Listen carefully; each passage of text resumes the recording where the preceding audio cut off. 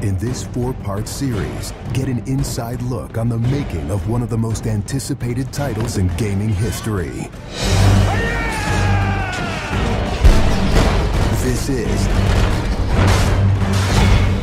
Inside Assassin's Creed 3.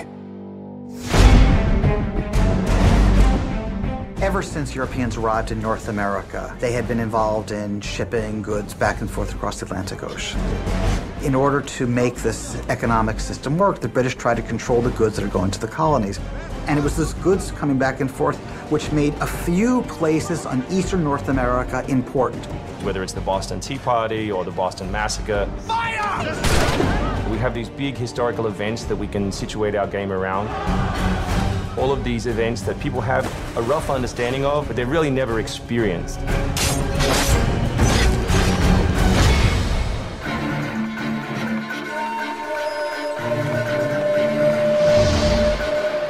We had to go back and get our historian to find us accurate maps from the era of what Boston and New York looked like.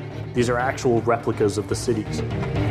If you're familiar with those cities, you should have that sort of eerie feeling of finding familiar sights. We really wanted to push the animations and just make it look like it's a real living world. As you walk through the crowd, you'll also see animals in the streets. They'd have a pig, they'd just clip his ear in a certain way, and they'd let him go in the street. And then he'd eat garbage, and then when it was time to eat the pig, you'd go and find your pig, and you'd slaughter it and eat your pig.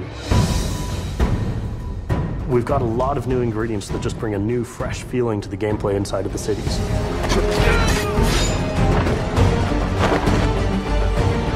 We have these great new stalking zones that you're going to find throughout the cities. It's a great way for you to remain hidden from your enemies and actually be able to sneak up to them so that you can assassinate. We've got this amazing dynamic weather system in, so we can see not just the time of day passing, but also going in and seeing the same environments, not just in the summer, but in the winter as well. Even though it's a much more condensed area in the city, you actually have to be more careful. There will be carts moving past, so as you're running along the buildings, escaping some snipers, you'll be able to just dive off into a hay cart that's driving past. You'll be able to jump out of that, free run quickly through the streets, through a building, and jump out the other side. See people inside freaking out as you run past through their kitchen.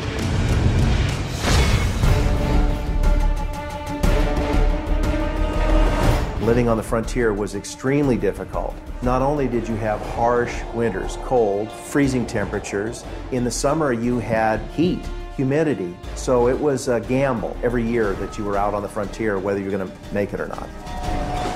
For AC3, the biggest difference is just having access to the frontier. So this huge wilderness area that you can sort of explore at your own pace.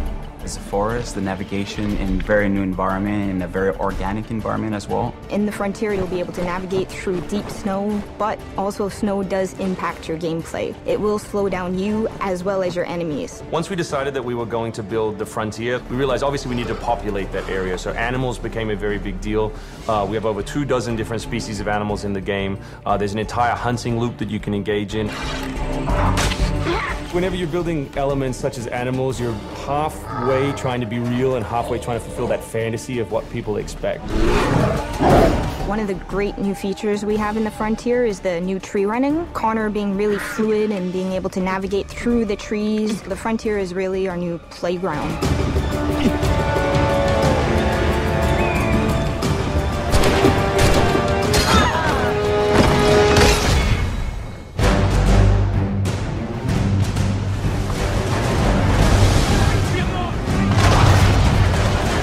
This war at sea was truly a global war and involved not only the British, but the French and the Spanish and the Dutch.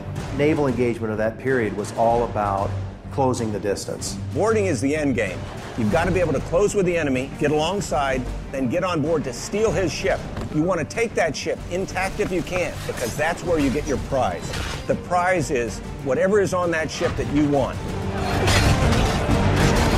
Naval warfare was absolutely decisive to success in the American Revolution. Commerce comes by sea, at the same time invaders come by sea. You control the sea and you control the conflict. It's a huge part of the historical period. The Revolution is won pretty much at Yorktown by a blockade of ships. You know, we can't ignore this part of the history. This is critical. this is something that we have to do. We started a whole team up just to specifically focus on the naval experience. Naval combat has been a huge challenge. The technology of the wind, the water simulation has been a massive undertaking for the team. Initially, we didn't even think it was feasible because it's a big moving structure. It's a full simulation on high seas where Connor is controlling a ship, he's controlling a crew as well, so he's kind of the master and commander on the ship. Very exciting. I mean, you are on a moving vessel that is very much part of the sea itself. This is something that we wanted to engage in and build for the game. That was a huge challenge that we set ourselves and actually turned out pretty good.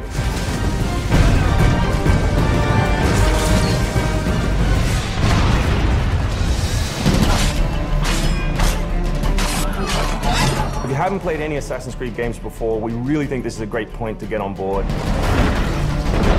It is a new story, it is a new character. This team is full of people who love making Assassin's Creed, who are delivering just an astoundingly polished and fun experience. As a creator, nothing gets better. To be frank, it just looks great. Seeing all of this coming together at the end, it's amazing. For new fans, really, this is about as good as it gets. It's by far the biggest and best Assassins yet.